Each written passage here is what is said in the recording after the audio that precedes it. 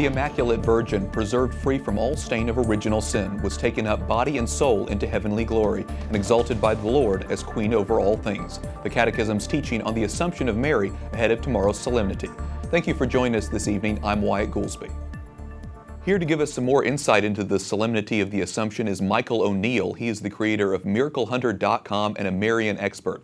Michael, the Assumption is a tradition that dates all the way back to early Christianity, but it wasn't made an official dogma in the Catholic Church until 1950. That's 1950. Why did it take so long? Well, you're absolutely right. This is actually a very recent development in the history of our church, but the tradition goes all the way back to the 3rd and 4th century. There's some apocryphal writings and later some writings of saints who talk about the Assumption of Mary. So this is a very long-standing tradition that was just sort of cemented by Pope Pius XII in 1950. So can you clarify why the Church holds to this belief if there's no clear biblical reference?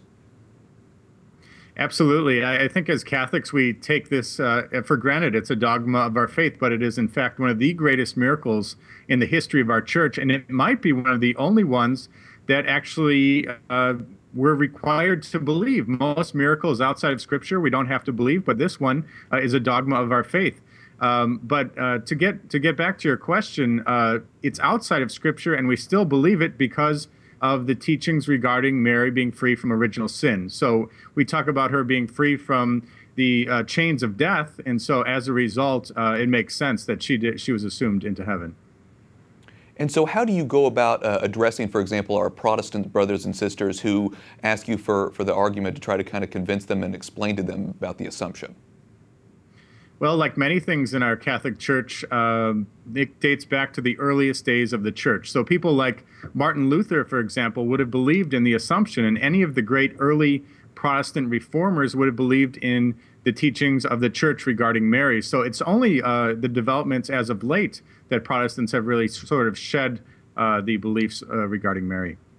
How is this solemnity celebrated across the world, Michael, and how does it vary by culture?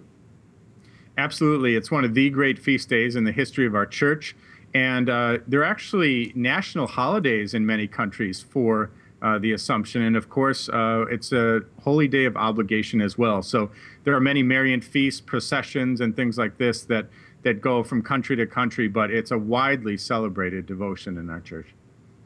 Well, and certainly, like you know, here in the United States, unfortunately, we don't have the opportunity to celebrate with all of those big feasts like they do in other parts of the world. So it's great to be able to hear a little bit more about that and certainly get your insight. Michael O'Neill with MiracleHunter.com. Thanks so much for joining us. Happy to be here. Thank you.